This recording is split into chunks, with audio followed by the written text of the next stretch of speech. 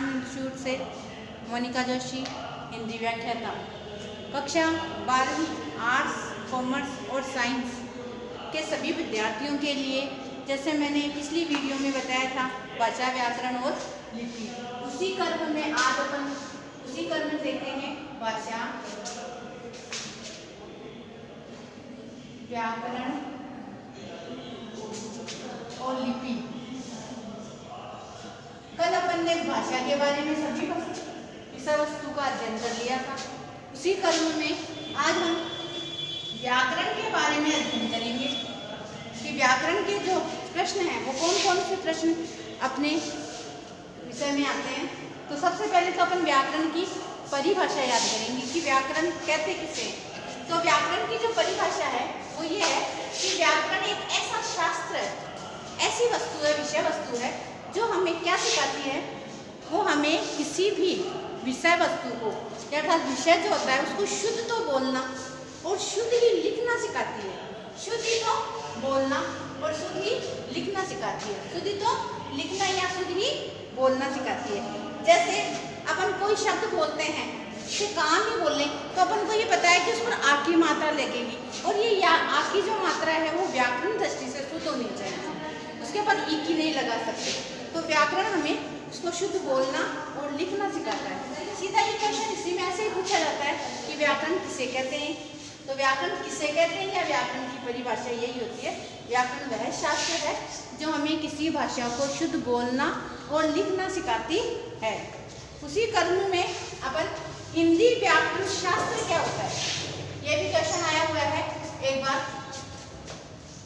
हिंदी व्याकरण शास्त्र, हिंदी का व्याकरण शास्त्र एक व्यवस्थित शास्त्र है, एक व्यवस्थित अध्याय है जो हमें कुछ शब्द जो है वो तो संस्कृत व्याकरण से लिए गए हैं, कुछ हम उसका मिश्रण, जैसे तत्सम, तद्भव, देशज विदेशज शब्द पढ़ते हैं, उनमें हम कुछ कुछ अंग्रेजी के शब्दों का भी लेते हैं, उनका भी मिश्रण किया गया है, और कुछ अपनी खुद की विशेषताएं हैं, उन सबको मिश्रित किया गया है, और उसके बाद में उसको बनाया गया है व्याकरण के शास्त्र को। तो कुछ संस्कृत की विशेषताएं ली गई है, कुछ अंग्रेजी की विशेषताएं ली गई है, और कुछ हिंदी स्वयं की विशेषताएं लेकर ये व्याकरण शास्त्र बनाया गया है।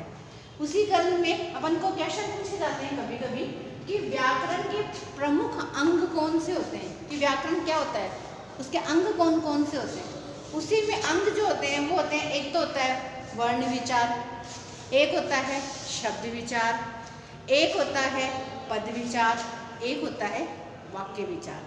तो वर्ण जो होते हैं उसमें तो क्या आता है, एक तो वर्णों के उच्चारण स्थान होते हैं, एक वर्णों का जो विच्छेद होता है वो पूछा जाता है। अपने जो शब्द होते हैं उसमें शब्दों की व्युत्पत्ति, उत्पत्ति, शब्दों के प्रकार ये पूछ लिए जाते हैं।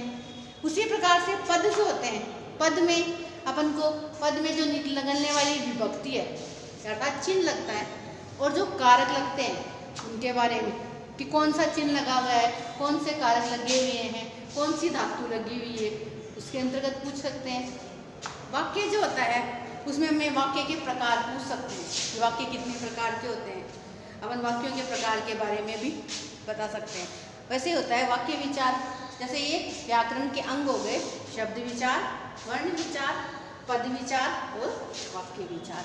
केवल एग्जाम में हो सकता है ये क्वेश्चन पूछ ले कि व्याकरण के अंग कौन से होते हैं, तो आपको 4 ही नाम याद रखने हैं। एक तो होता है वर्ण विचार, एक होता है वाक्य विचार, शब्द विचार और पद विचार। इनकी परिभाषा शायद ही पूछे तो फिर भी आपको याद रख लेना है थोड़ा बहुत। और ये क्वेश्चन एज इट इज ऐसे क्वेश्चन पूछे जाते हैं। व्याकरण किसे कहते हैं, व्याकरण शास्त्र क्या है। थैंक यू बच्चों। यदि मेरा वीडियो अच्छा लगे तो उसे अधिक से अधिक अपने दोस्तों को शेयर करें, लाइक करें। थैंक्स।